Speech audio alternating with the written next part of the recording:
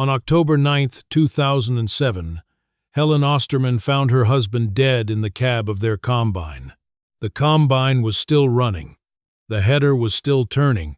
The engine was idling at 1,800 revolutions per minute, the way Eugene always said it when he stopped to check something. A rock in the feeder house, a plugged sieve, a warning light on the monitor. But Eugene wasn't checking anything. Eugene was slumped forward in the operator's seat with his forehead resting on the steering wheel and his right hand still on the throttle lever, as if he'd reached for it one last time before the heart attack took him. He was 61 years old.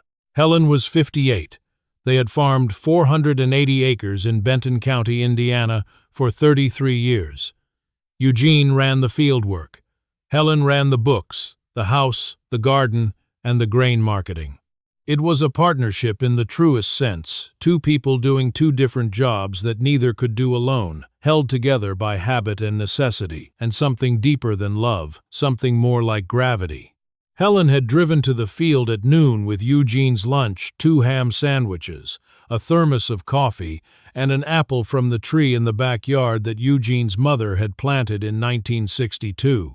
She'd found the combine stopped at the end of a row, engine running, auger still spinning, and she'd known before she climbed the ladder. She'd known the way you know when a room is empty, even before you look by the silence underneath the noise. The ambulance came, the sheriff came, the neighbors came. By 3 p.m., there were 11 trucks parked along the field road and 30 people standing in a half circle around the combine, hats in their hands, looking at the ground, waiting for someone to say something useful. Nobody said anything useful.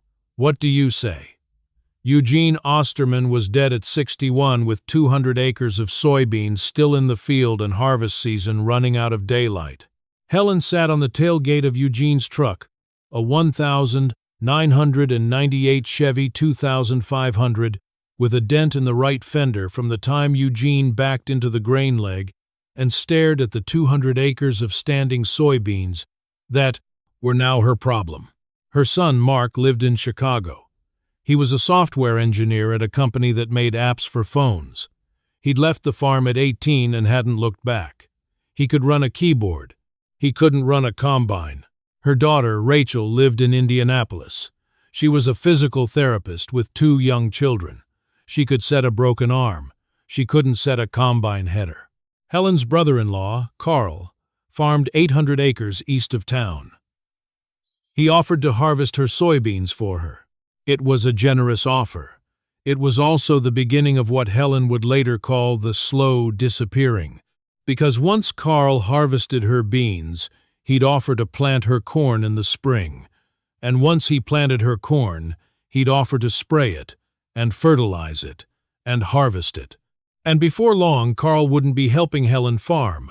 Carl would be farming Helen's land, and Helen would be sitting in her house, collecting a rent check, and watching her farm disappear into someone else's operation.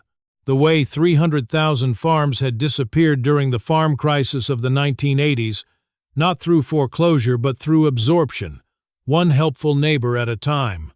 Helen knew this because she'd watched it happen to Margaret Schoen in 2003, and Darlene Wicks in 2005, and every other widow in the county who'd lost her husband and accepted help that turned into dependency, that turned into a land lease, that turned into a sale. Helen sat on the tailgate for a long time. The sun was going down. The soybeans were golden in the fading light. The combine was still sitting where Eugene had died, 200 yards away, a green and yellow monument to everything they'd built together and everything that was now Helen's alone. Then she made a decision. She walked to the combine. She climbed the ladder. She opened the cab door. The seat was empty. They'd taken Eugene away hours ago, but his coffee thermos was still in the cup holder, his gloves were still on the console, and the seat was still adjusted for a man who was 6'1" and 210 pounds. Helen was 5'4" and 135 pounds. She moved the seat forward. She adjusted the mirrors. She looked at the controls, the header height, the cylinder speed, the fan speed, the concave clearance, the grain tank unloading auger, and realized she didn't know what half of them did. She knew what they were called. She'd heard Eugene talk about them at dinner for 33 years. Cylinder speeds too high, he'd say. Cracking too many beans. Fans blowing grain over the back. Concaves too tight, putting too much trash in the tank. She'd heard the words 1,000 times. But hearing the words and knowing how to turn the knobs were two different things, separated by a distance that felt, at that moment, like the distance between the earth and the moon. She'd ridden in this cab 1,000 times. She'd brought Eugene lunch in this cab every day during harvest for 33 years. She'd watched him operate these controls from the buddy seat and never once asked him to teach her. Why would she? That was Eugene's job. She had her job. He had his. That was how it worked. That was how it had always worked. That was how their parents had worked and their grandparents had worked, and that was the arrangement that had kept this farm alive for 33 years. Until it didn't. Helen sat in the operator's seat and put her hands on the steering wheel. The wheel was still warm from Eugene's hands. Or maybe that was her imagination. Or maybe it was something else, something that lived in the metal and the hydraulic fluid and the 33 years of shared labor that this machine represented. She picked up her phone and called Mark. "I'm going to finish the harvest," she said. Mark was quiet for 5 seconds. Then, "Mom, you don't know how to run the combine." "I know," Helen said. "I'm going to learn." "Mom." "Mark," she said, "your father built this farm for 33 years. He died sitting in this seat. I am not going to let someone else finish what he started. I don't care if it takes me twice as long and I lose half the crop. I'm going to finish it." There was a long silence on the line. Mark was standing in his apartment in Chicago, 180 miles away, looking out the window at a skyline that had nothing to do with soybeans or combine headers or the smell of diesel exhaust at sunrise. He was 31 years old and had spent his entire adult life building a world that was as far from farming as he could get. But he was Eugene Osterman's son, and Eugene Osterman's son understood, even from 180 miles away, that some things are not about efficiency or economics or logic. Some things are about standing up. Mark drove home from Chicago that night. He arrived at 2 a.m. and found Helen in the kitchen with Eugene's operator's manual open on the table, a notepad covered in handwritten notes, and a pot of coffee that had been brewing since midnight. She'd been studying. She had the manual open to the section on separator adjustments. She'd drawn diagrams in her notepad, crude angular drawings of the cylinder and concave, with arrows showing the grain flow and notes in her careful handwriting. Faster equals more thresh. Slower equals less damage.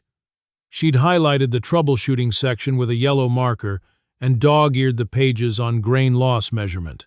Mark looked at the notepad. His mother had been a bookkeeper. She was a woman who understood systems, who found comfort in procedures, who believed that anything could be learned if you broke it down into steps and followed the steps in order. She was applying that logic to a 7,000-pound harvesting machine that she'd never driven. The next morning, Mark climbed into the combine with Helen. He didn't know how to run it either, but he could read a manual, and together they figured out the basics. Header height, automatic, controlled by the sensor on the feeder house. Keep it just above the ground.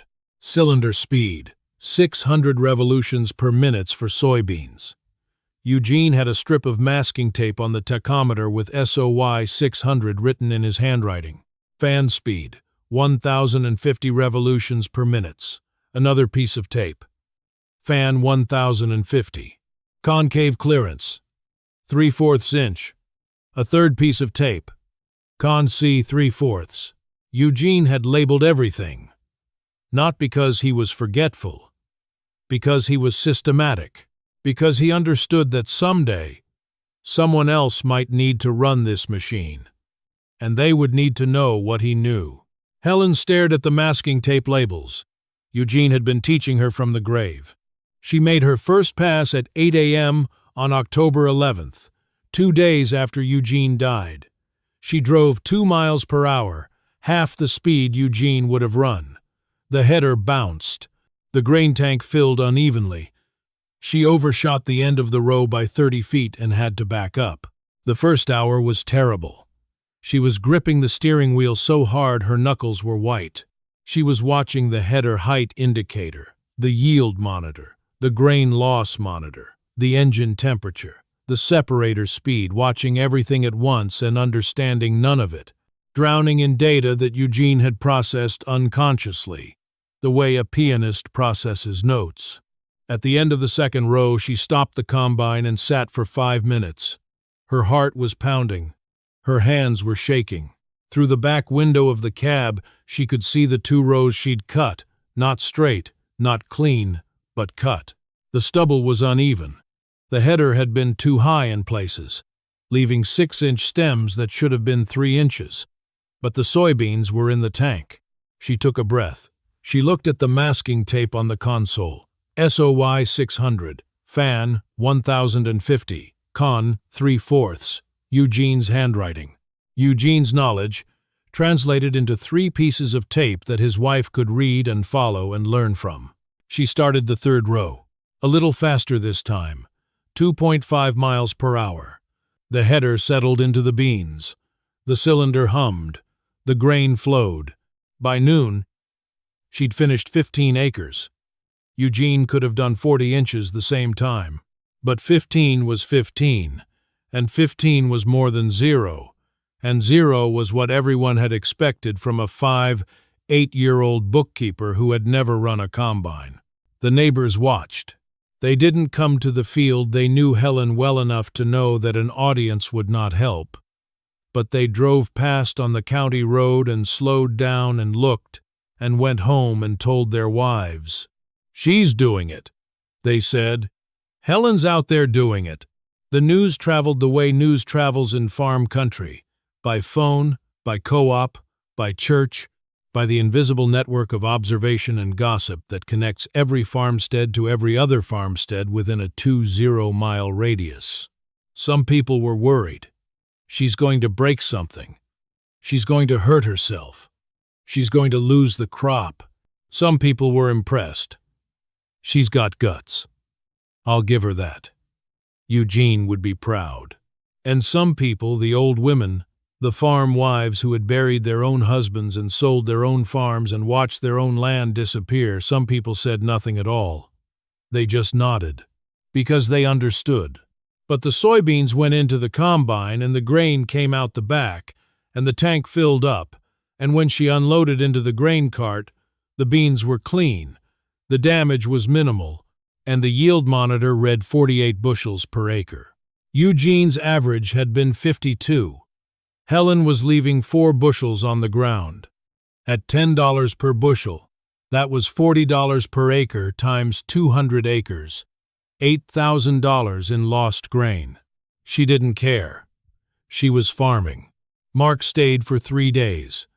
He drove the grain cart, hauled loads to the elevator, and watched his mother learn, mistake by mistake, row by row, how to do the thing his father had done for 33 years. On the 3rd day, Mark had to go back to Chicago, his job, his life, his world that had nothing to do with soybeans and combine headers and the smell of diesel exhaust at sunrise. He stood next to the combine and looked up at Helen in the cab. "Mom, are you sure?" he asked. Helen looked down at her son. She was wearing Eugene's cap, a faded green John Deere cap with a salt stain on the brim from 20 years of sweat.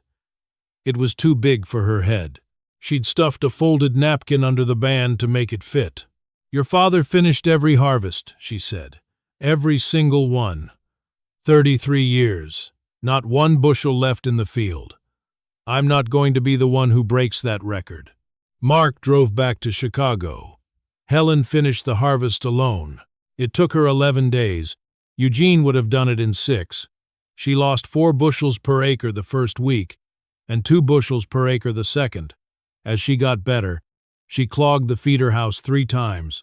She bent the unloading auger, backing into the grain bin too fast. She drove over her own mailbox, pulling out of the driveway with the header on.